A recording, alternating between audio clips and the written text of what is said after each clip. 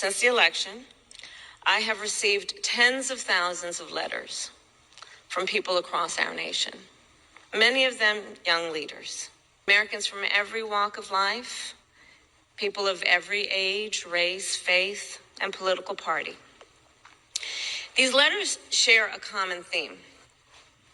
Yes, there is disappointment, but there is also resolve for the future.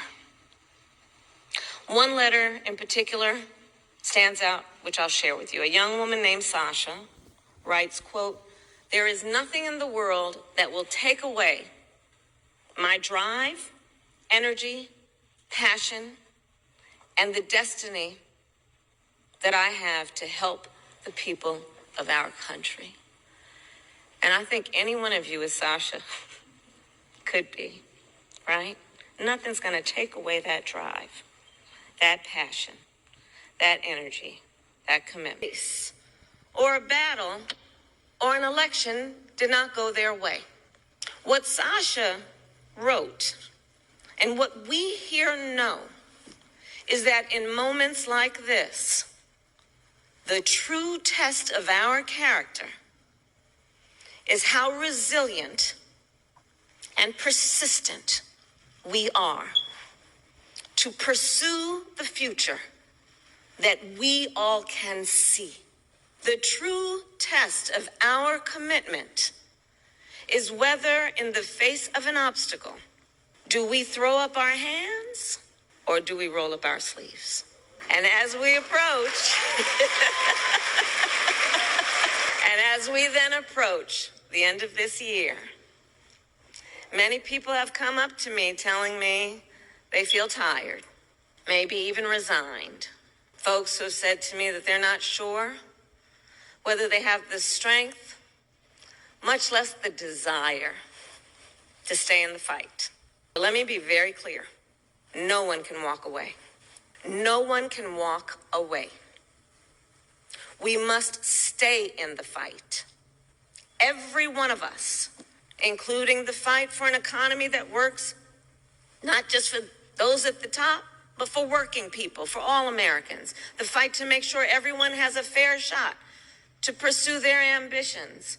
The fight for our ideals, including the equality among us, the freedoms to which we are entitled, the dignity that we possess and is possessed by every one of us.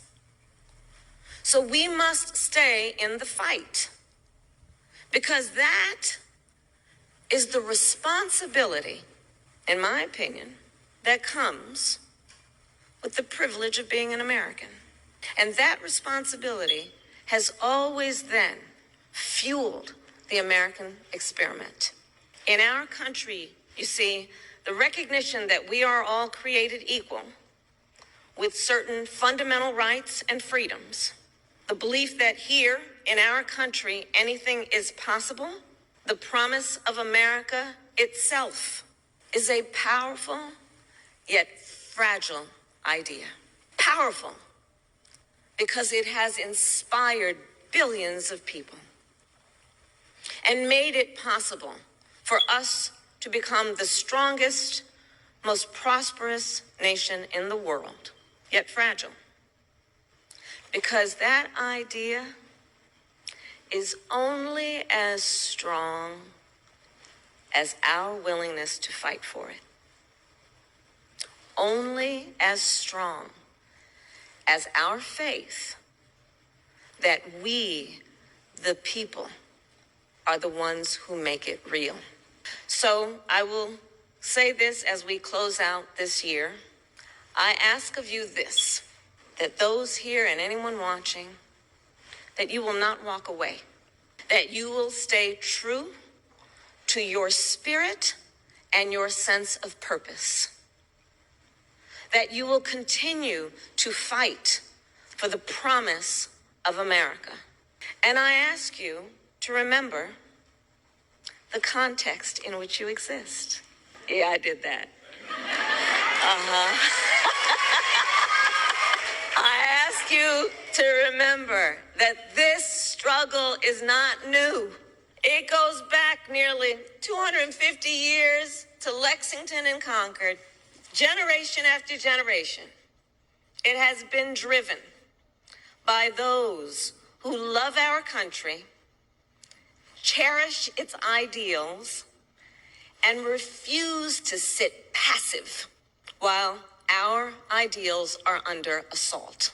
And now this fight to keep the light of America's promise and to ensure it burns bright, well, this fight now, it continues with you.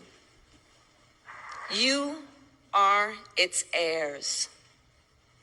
We are its heirs. So I'll end with this. Get some rest over the holidays. Spend time with the people you love. You know, I believe family comes in many forms. There's family by blood and there's family by love. I urge you, then after you have had some rest, in fact, I challenge you to come back ready to chart our path to the future.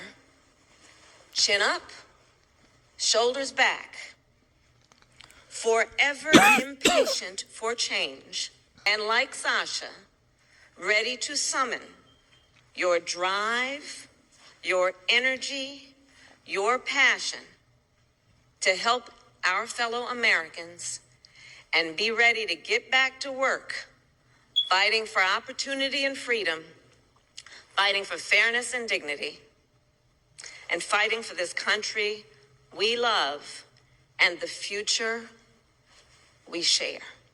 God bless you and God bless the United States of America.